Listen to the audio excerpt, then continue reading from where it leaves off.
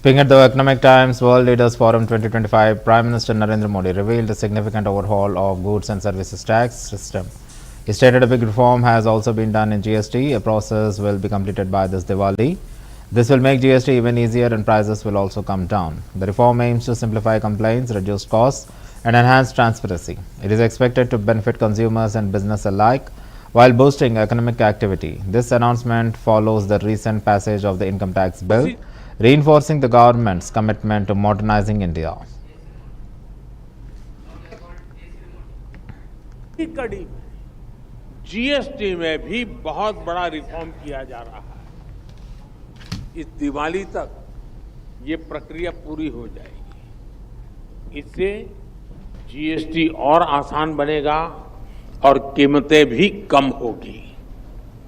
साथियों, next generation reforms के लिए इसके इस आर्सेनल से भारत में मैन्युफैक्चरिंग बढ़ेगी, मार्केट में डिमांड बढ़ेगी, इंडस्ट्री को नई एनर्जी मिलेगी, एम्प्लॉयमेंट के नए अवसर बनेंगे और ease of living, ease of doing business दोनों इंप्रूव होंगे। साथियों, आज भारत 2047 तक विकसित होने के लिए पूरी शक्ति से जुटा है और विकसित भारत का आधार आत्मनिर्भर भारत है।